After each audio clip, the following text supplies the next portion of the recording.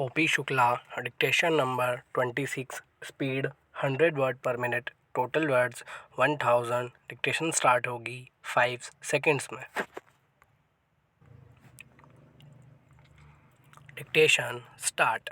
जब उनके पास करने के लिए काम नहीं होगा तो वे समाजवाद के कोरे नारों से कब तक खुश होते रहेंगे। रोटी रोजी के अभाव में उनमें कुंठा बढ़ेगी और वे पथभ्रष्ट हो सकते हैं। महोदय, इस बात को आप अवश्य समझ लें। इस तरह देश की युवा शक्ति के आतंकवाद और उग्रवाद की गोद में चले जाने का भय रहेगा।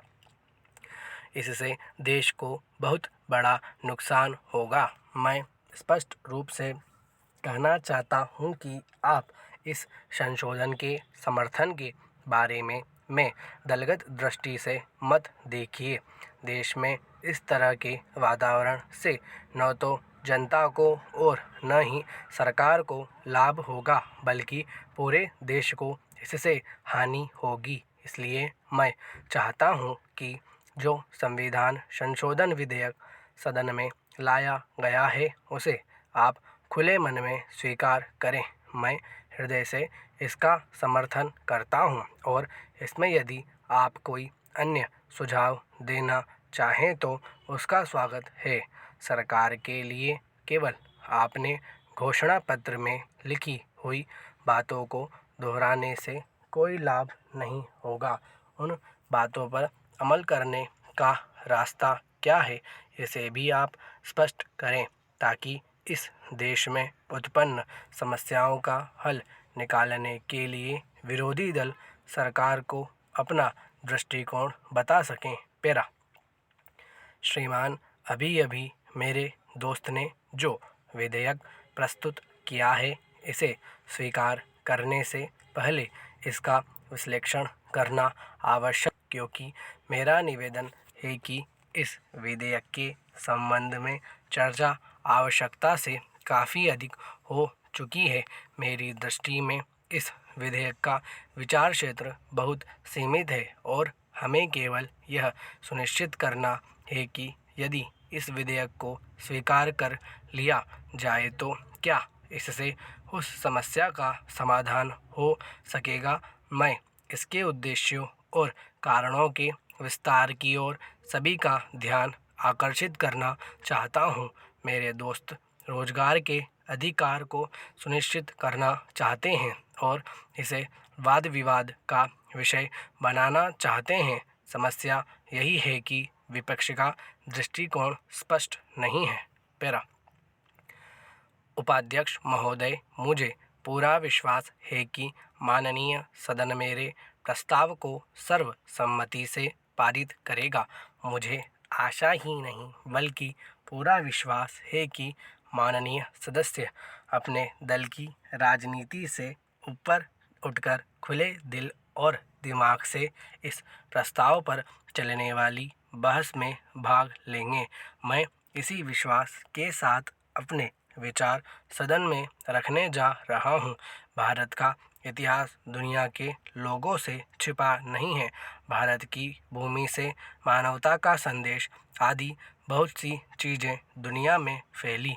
एक समय था जब हमारी सभ्यता और हमारी शिक्षा की बातें पूरे संसार में हुआ करती थी। हमारे देश में वेद लिखे गए जिसने संसार को मानवता का संदेश दिया और कहा कि पूरे संसार को एक परिवार मानकर चलो।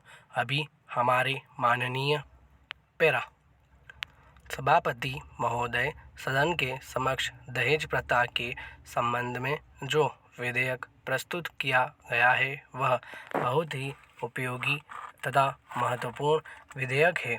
इस सदन में निवेदन करना चाहता हूं कि इस विधेयक पर विस्तार से चर्चा की जाए और ऐसा कानून बनाने की सिफारिश की जाए जिससे समाज की इस बहुत बड़ी बुराई को जड़ से मिटाया जा सके।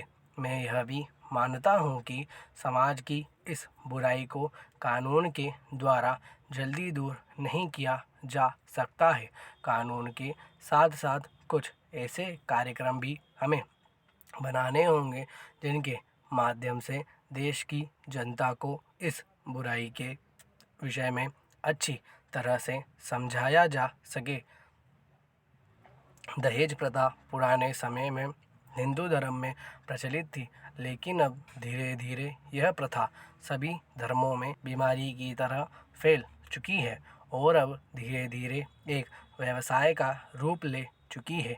हिंदू समाज में विवाह भी एक पवित्र धार्मिक कार्य माना जाता था, लेकिन उसके साथ साथ धन दौलत और लेन देन का व्यवसाय भी जुड़ गया है। पैरा महोदय, इस बुराई को दूर करने के लिए हमें कानून भी बनाना होगा और साथ साथ पूरे देश में इसके लिए हमें एक जनमत भी तैयार करना होगा, जिससे लोग इस बुराई के विषय में अच्छी तरह से जान सके। बाल विवाह को रोकने के लिए कानून बना हुआ है, लेकिन हम देखते हैं कि हजारों बाल विवाह हो रहे हैं। इसका पता न तो सरकार को है और न ही ऐसे लोगों को सज़ा मिलती है, इसलिए केवल कानून बनाकर बैठ जाना उचित नहीं। सरकार को समय समय पर इस बात का भी पता लगाना चाहिए कि कानून का पालन हो रहा है या नहीं। मैं आपसे निवेदन करना चाहता हूं कि केवल कानून बनाने में सामाजिक बुराई को समाप्त नहीं किया जा सकता है। इस प्रकार की सामाजिक बुराई को समाप्त करने के लिए हमें समाज में जाकर काम करना होगा। आम जनता को घर घर जाकर दहेज जैसी बुरी प्रथा के विषय में जानकारी देनी होगी। उन्हें यह भी बताना होगा कि यदि इस प्रथा को समाप्त नहीं किया गया तो उनका विकास कभी नहीं हो सकेगा और वे सदा गरीबी में अपना जीवन बिताते रहेंगे। इस कार्य के लिए हमें देश में ऐसी संस्थाएं बनाने का प्रयत्न करना होगा जो देश सेवा की भावना से काम कर सके। पैरा सभापति महोदय, मैं आज विश्वविद्यालय अनुदान आयोग को उसके कार्यों के लिए बधाई देता हूं। उसके अध्यक्ष एक प्रसिद्ध विद्वान हैं और शिक्षा के क्षेत्र में उनका योगदान बहुत अधिक रहा है। अनुदान आयोग के जो मंत्री हैं, उन्होंने विश्वविद्यालय अनुदान आयोग के माध्यम से शिक्षा की बहुत सेवा की है। मुझे वहाँ के कार्यकर्ताओं से केवल यह कहना है कि कुछ क्षेत्रों में विश्वविद्यालय अनुदान आयोग के नाम को एक कलंक लग रहा है और वह है पक्षपात का कलंक। ऐसा पता चला है कि वहाँ के कुछ कार्यकर्ता विश्वविद्यालयों में परीक्षक होते हैं और कहा यह जाता है कि वे उन विश्वविद्यालयों का या उन कॉलेजों का अधिक पक्षपात करते हैं जहां वे परीक्षक होते हैं। मैं समझता हूं कि ऐसी बात नहीं होगी, किंतु यदि ऐसा है तो उन्हें परीक्षक का पद स्वीकार नहीं करना चाहिए ताकि उनके ऊपर कोई पक्षपात करने का आरोप न लग सके। मंत्री महोदय, इसके बारे में पता कर ले कि वे परीक्षक होते हैं या नहीं।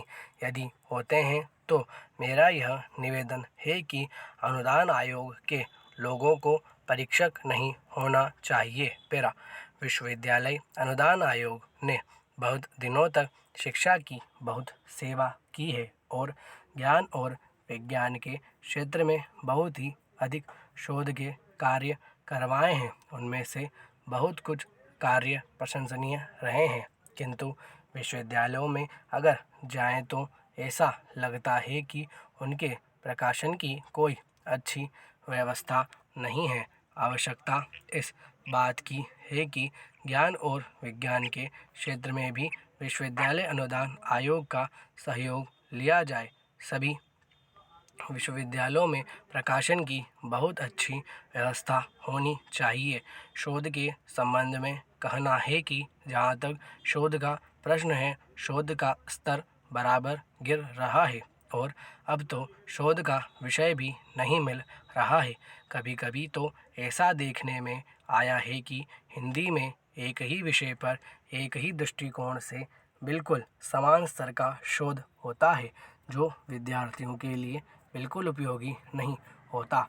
अतः मंत्री महोदय से मेरा यह निवेदन है कि इस बात का विशेष ध्यान रखा जाए, तभी शिक्षा की उन्नति हो सकेगी। स्टॉप।